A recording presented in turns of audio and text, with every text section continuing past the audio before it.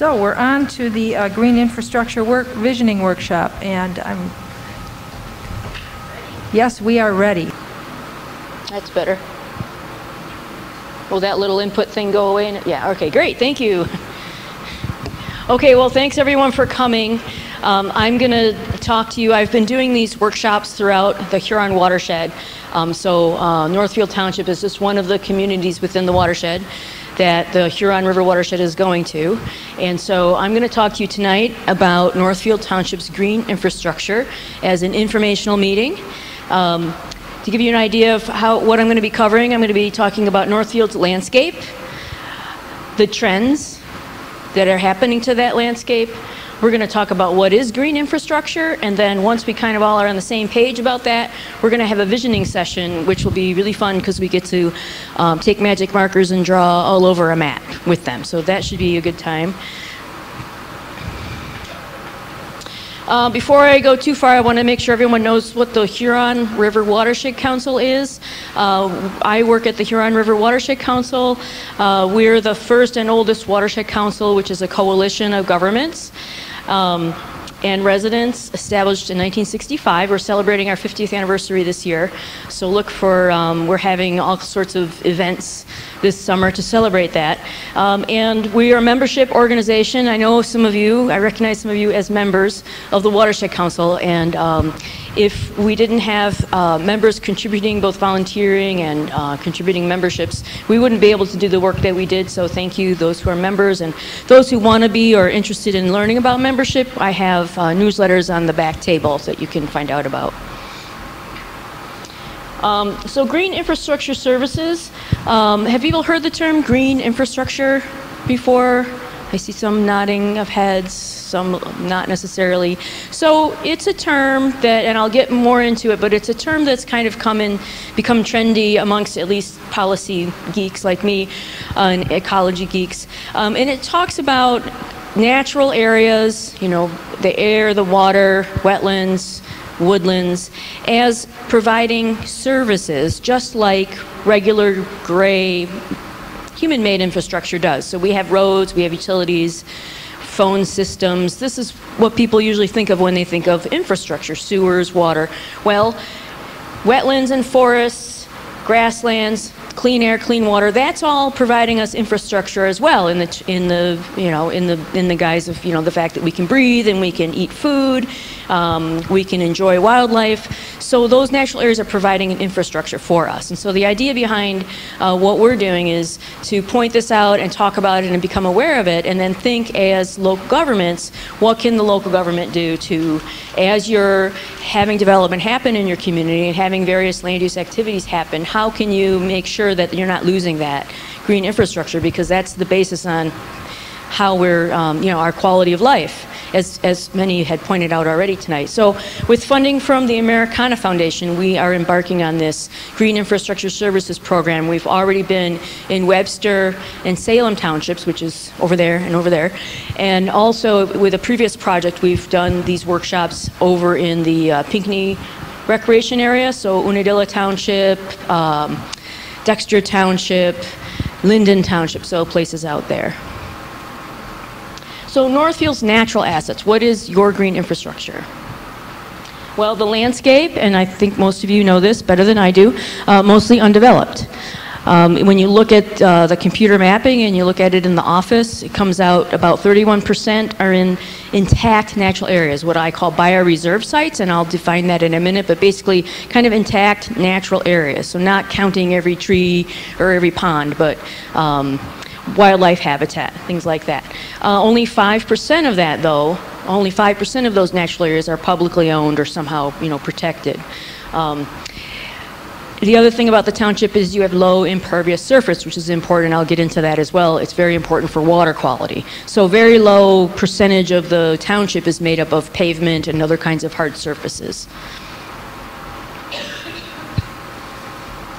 So the landscape of the watershed, and this is the whole watershed. I think it's interesting to look at what the landscape of the watershed was before European settlement happened, to get a kind of an idea of what the natural areas, what that green infrastructure, the function of that green infrastructure, was or could be, you know, without all of the interference from pavement and houses and farm fields and everything. So this is what the watershed looked like based on surveys at the time, back in the 1800s.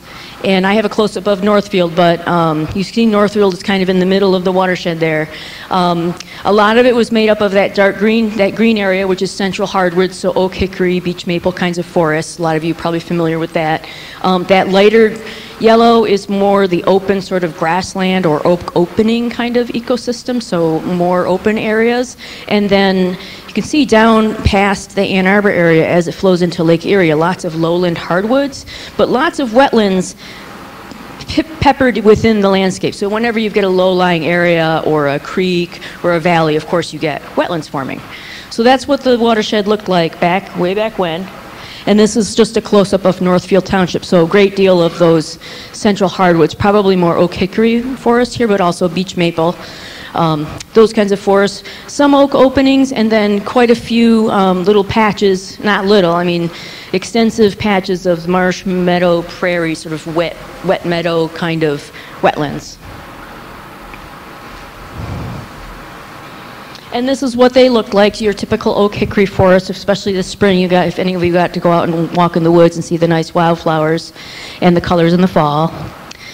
Oak savanna, barren tallgrass prairie, those kinds of ecosystems also. About a third of our watershed made up of that kind of ecosystem, which I was not aware of, but more of the open area. Often the reason they were that way was because of fire. And the Native Americans actually did quite a bit of ecosystem management in their day. So they set a lot of fires in order to keep biodiversity up because they used all of those different plants and animals. Beech maple forests, those more rich forests. Tamarack swamp and lowland hardwood swamp. This is when the frogs come out and sing. They're usually in those swamps. Inland wet prairie, those more marshy areas. I keep looking at the TV.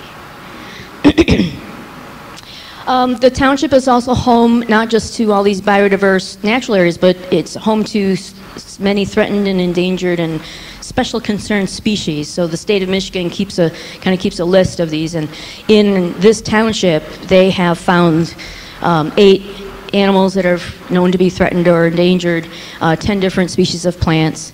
That oak barren ecosystem is endangered. There's very few of those ecosystems left. And there's, I guess, a heron rookery in the township that is on the state list as being important. I'm not sure where that is. I don't know if some of you might know. So the benefits of natural areas, I kind of touched on this when I was talking about green infrastructure, but this is just a whole list of them, and there's probably more. So natural areas do all sorts of things for us. They filter and cool runoff water, stormwater that comes off of pavement. They provide a water supply. I think the entire township relies on groundwater for your drinking water. So those natural areas filter water coming onto the earth, and it eventually filters down into groundwater, and the earth cleans that water and cools it down before it gets down there. Storm and flood protection, erosion control. They store and cycle nutrients in those forests. They conserve and generate soils. Soils are made by plants, basically. They pollinate crops. Pest control, you get forest products, of course.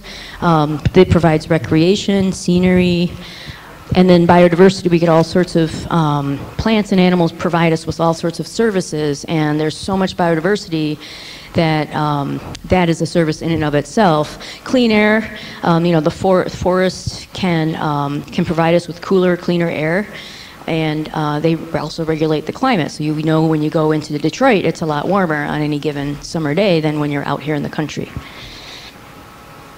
So ecosystem services is another term. So when I talk about green infrastructure, I talk about the infrastructure, the natural infrastructure that provides these ecosystem services. So all those things I just mentioned, you can kind of put a value on them. And if you're economists have done studies to put a value on these ecosystem services, like cleaning the air, providing food, and all sorts of things. And even in West Michigan, they did do a study, and they actually put a number on it, $1.8 billion a year.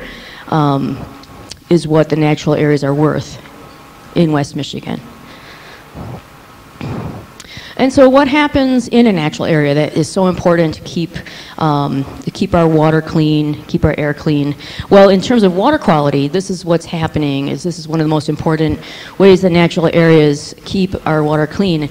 If you look at a typical natural area, and think about it raining or snow melting from there, there's very little runoff. So very little of that water that falls in a forest runs off of site and directly into a creek, because it's absorbed by the soil, the tree intercepts it, it soaks up into the ground. That doesn't happen so much in a place like this. You've got the water comes down, it hits the roof of the house. Turf grass does not have that quality where water can absorb as much. The water tends to run off of places like this. This is just a schematic showing that. Pre-development, so in a forest or wetland or grassland, the arrows are more in the ground and up into the air. So water transpirates from the leaves back up into the air. You get the water cycle is performing its function, its ecosystem function. In a development situation, most of the water that falls goes off as runoff. It goes straight into the water as runoff, whether it's got pollution on it, if it's warm, if it's got sediment and soils in it, that all goes right into the creek or the lake or the wetland. Now, under 10% impervious, so if under 10% of a watershed, a given watershed is made up of these hard surfaces where you get that runoff, you get more naturally occurring creeks. This is Arms Creek, just west of here. And you get low banks, so there's not a lot of erosion. You have a natural buffer, a natural area on either side of the creek that's made up of forest or wetland or natural vegetation. You can see there's good habitat. It's good habitat for the creatures along the side of the creek. It's good habitat for the creatures that live in the creek, for macroinvertebrates and bugs and fish. The water is cool because it's received, a lot of its water is received from groundwater, from water seeping through the forest and eventually getting to the water. And the water's clear because, again, those natural areas are filtering that water. If you get up into between 10 and 25% impervious surface, so this would be areas sort of in the suburban areas of Ann Arbor, maybe Washtenaw Township area. You start to see higher banks because when that runoff occurs, it goes right into the water and the water velocity increases and you scour the side of the banks and you get more dirt in the creek and sediment, and the more dirt you get in the creek, the harder it is for those creatures to make homes in the rocks and in the leaf litter. The water's cloudier, there's less diverse habitat because of that soil, because of any pollutants that may have run into the creek. The water's warmer because more of that water is coming from runoff. And over 25% impervious, this is Miller's Creek, which is goes right through North Campus. So you've got a very urban creek, and most of the water is coming straight from rooftops and roads. And so there's very little buffer. You get steep and eroded banks, often even almost dangerous. When a storm happens, that stream is rushing, and the water is at the top of those banks. In between the rain, you get hardly any water in there because the water's all just gushed down. It's not in the groundwater anymore. Very difficult to imagine fish living in there because they've got to deal with either it's gushing and flooding or there's no water. So what are the trends? Well, here's the landscape of Northfield Township, like I showed you before. And here's the landscape as of 2000, just based on maps that I got from the Southeast Michigan Council of Governments. So basically, it's just less natural areas, right? So less natural areas and more fragmented. There are more pieces of natural areas here and there. That would be the green and the purple and you can't really see very much of the light green anymore. So the trends, like I said, fragmentation. Wetlands especially, Michigan has lost about half of our wetlands just due to Europeans moving in, Americans becoming Americans, shopping malls, agricultural, of course, agricultural drained a large portion of our watershed. Particular ecosystems are those open oak barren areas, prairies, wooded wetlands, and tamarack swamps. Probably that's because they had the flattest areas and with the best soils for farming. the future trends, this is from SEMCOG, they projected that about 40% of the remaining open space, this is throughout Southeast Michigan in general, is projected to be developed in the next 20 years based on their modeling.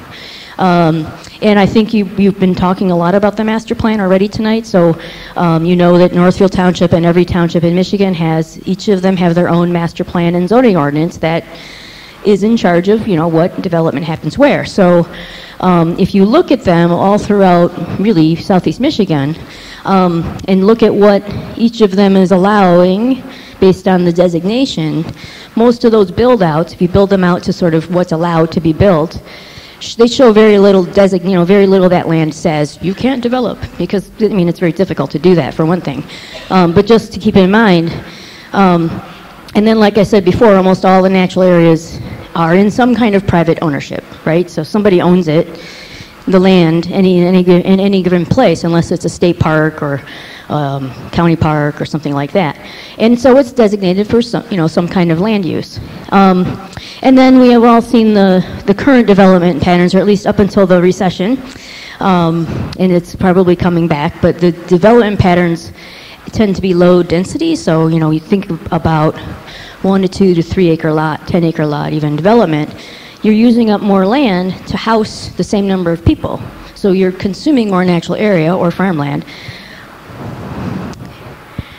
So just to illustrate that, and this is a project that Northfield worked with the Watershed Council on back in 2003, I believe. We did a build-out study of these townships. You see Northfield, Green Oak, Webster, and Putnam. And this was our map of the impervious surface in the sub-watersheds within those townships. And the white is the under 10%. So currently, like I said, I think I said the township was under 5%, was about 5%. So under 10%, so it's doing pretty well. But if you build out the land use to what the master plan or zoning ordinance says you're allowed to build, not to say that's going to happen in the next 2 or 5 or 10 years, but even if it's allowed to be built eventually, you can argue it will be built. You can see a lot of those subwatersheds tip over into that 10 to 25%, and then off into the non-supporting. Northfield has quite a bit still that stays under 10% based on the master plan at the time. So keeping the area rural. And then here is the master plan, and I have a map of it on the back too. And I think people have mentioned it. You have an area in the master plan where you're encouraging or allowing higher density development, and then you have area surrounding where you're wanting to keep it rural. And people have already quoted from the master plan tonight, and here's just another quote I had found. Also, I think it's really interesting that you have a downtown vision plan for the Whitmore Lake area, which I think is great. You want to encourage livable communities where people can enjoy where they live and not necessarily use up a lot of land in order to live. In order to live there. So that's the Northfield master plan. So how do we keep Northfield healthy, sort of ecosystem services wise?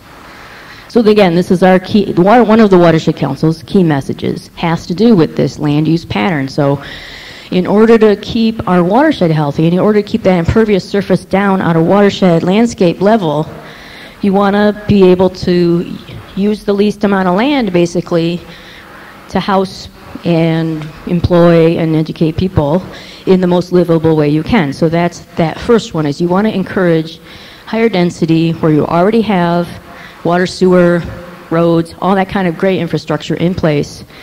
You want to design it well. You want to have people want to live there. And then you want to preserve natural areas and farmland where you can, so they can continue to provide these ecological services. One of the projects that I work on besides this one is called the Bioreserve Project, and it's related to this in that it actually maps these natural areas and ranks them based on those ecological services. And I'm not going to get too much into that tonight, but there's a lot of information about it on our webpage. I have a map. The Bioreserve map is on the back table, and we use the map from the Bioreserve Project, where we mapped out these natural areas, to create the sort of draft green infrastructure map that I have that we're going to work on tonight. And the way we did it is we really just drew around natural areas on aerial photos in our offices using computer mapping. And then that's just the list of all the criteria we use to determine, you know, what is the potential value of this piece of natural area compared to other natural areas. The idea being that with 1,700 natural areas throughout the watershed that we mapped, 246,000 acres, it's difficult. It would be difficult for any given government or conservancy or land protection program to just say, we're going to protect all of it. We're going to buy it all, or we're going to pass a law that says you can't do anything with it. We want to be able to prioritize and find where the most high quality natural areas are. So that was the point of this project. And so those are the different criteria we used. And then we also have a program within that program called the field assessment, where we have that overall map of where all those natural areas are. And we train volunteers to actually go out and do field assessments of properties where we've talked to people and they're interested in having that done on their property. We've talked to a conservancy, maybe they want to know more about, you know, how high functioning is that, what kind of woodlands do they have, what kind of wetlands. So, and there's 2 people here who we've done field assessments with. So we've got volunteers who go out and do that, and we're starting that again this summer.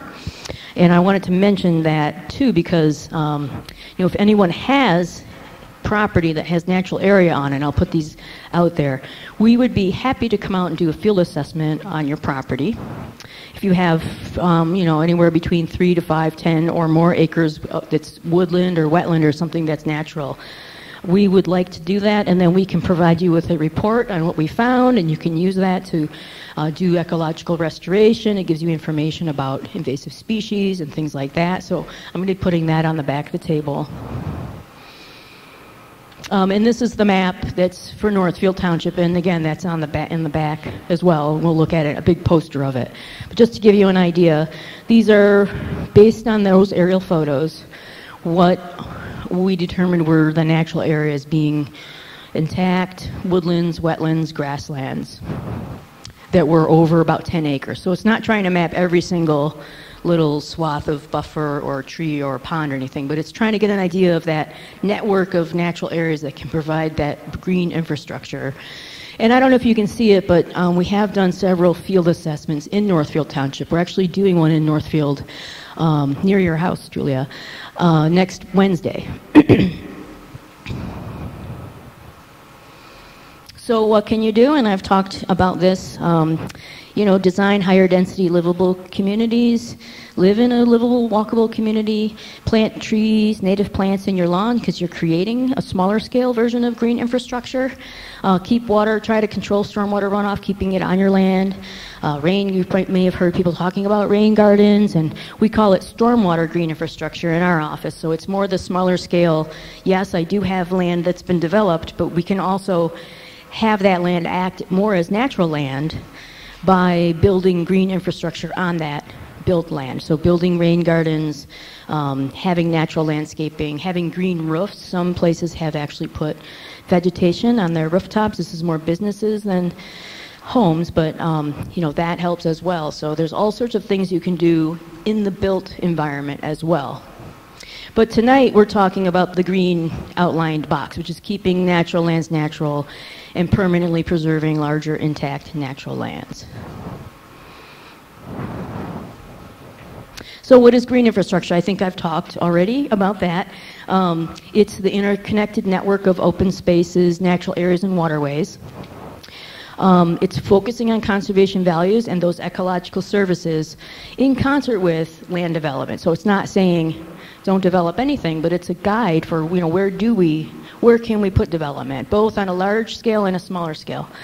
And so we want to identify, protect, and enhance these natural assets, just like you would do an asset inventory of your sewer and water. You're doing an asset inventory of your natural infrastructure. There's some terminology with that, of course. So these green infrastructure networks consist of these components, and that's what we're going to be creating tonight. So you've got what we call hubs. So these are the larger areas, and they anchor the network. So they're the larger natural areas where you have kind of habit, you know, animals can move within that area. It's not small, it's contiguous woodlands and wetlands. Smaller sites, still important, not big hub areas. And then links between them. So you're kind of creating a network. This is just another way of looking at it. So you've got anchors and smaller sites, and even tree rows can be links. And all of the townships I've worked with, they've really liked to use the waterways as links, which is great for the Watershed Council because we like to protect creeks. Just to give you a context, this is happening all over the state of Michigan, so this is just a map showing where other green infrastructure projects and programs are going on. For us, it all got started in Oakland County, which is the light green, just, you know, the county just north of us. Their planning department went and did this very workshop in every single township and village and city in Oakland County. And so we at the Watershed Council found out about that, and so we attended the ones that were in our watershed and wanted to continue that work in Washtenaw and Livingston, and so that's why we have this project. This is just another illustration of, again, this is from Oakland County. So they created their hubs and their sites, and then you can go down and you can scale it down on a site level. This is what our map might look a little bit like tonight after we're done with it. Here's the kinds of tools. You don't need to try to read that, but just to give you an idea of, you know, now once we have this map, once we have our network, once we know where the natural areas are and where the links are, then what do we do as a community? So there's all kinds of different things a community can do to work with this green infrastructure network. And that's just a big long list. Something that's part of our project is after tonight, we take what we did tonight, we create a map based on that, and then we can provide the township with, I guess, an audit or a review of your current master plan, your current zoning ordinance, and give recommendations, you know, based on land use planning principles and what planning experts have said are the best way to work with this green infrastructure. What are some ordinance improvements or master plan improvements or changes or things you might want to include in your current policies that would help you to work within this green infrastructure? So here's just another example of, on a sort of smaller scale within, this is, I guess, 2 county roads, and that's a site, let's say somebody owns that piece of property and they want to do something with it. Well, now that they know that there's these links and these networks, they know how to design their development within that. So that's the open space clustering. I'm sure many of you have probably seen that idea. You can have conservation easements, and you do have some conservation easements in the township. Native, like I said, native landscaping on a site-by-site level. Land acquisition, outright acquisition. I know that the county parks department has they have a program, and the Greenbelt has a program in the city of Ann Arbor where they're looking at purchasing some of the high-quality natural areas. Natural beauty road designation could be another way to preserve some of those links. Having buffers, making sure there's buffers around those waterways, so requiring that vegetation that's so important to keep water quality high. Even if you have a developed area, if you're maintaining a vegetated buffer along the streams and along the wetlands and along the lakes, that is going to really help water quality. Education. And then this all leads to, and this is kind of a overall slide, but I did want to mention the idea behind smart growth. This feeds into that other term, smart growth, that you may have heard, just talking about, yes, we have growth, yes, we have development, but there's a way to do it where you can do it in a way that can maintain natural infrastructure and that can build communities and make places livable. And then also, I had mentioned that in urban environments, green infrastructure can include all of these other things that are more built green infrastructure. So green roofs, rain gardens, swales, just kind of stormwater management areas, but using natural landscaping to do it. This is just another example. This is all of Oakland County. So this is all of their townships and what they've been doing with their green infrastructure maps and plans that have been created from these vision sessions. So just all kinds of things. They have used the information from these workshops to get grant support for if they want to do acquisition of natural areas, they can show them that they've done this work. Promoting native landscaping, park acquisition, just all the same things that I've talked about. And then tonight, this is what we're going to be doing. This is the map that we're going to be working with.